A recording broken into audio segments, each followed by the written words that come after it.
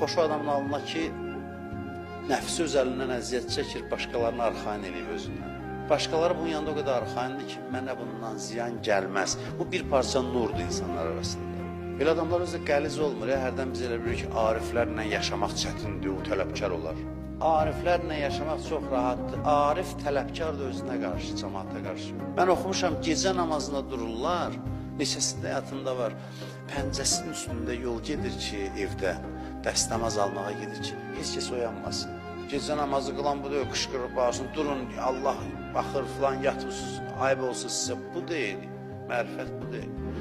2 dənə əməl eləyib, basıb cəmaatın gözünü çıxardırsan ki, durun, ay bədbəxtlər, durun və filan. Belə adamlar da var.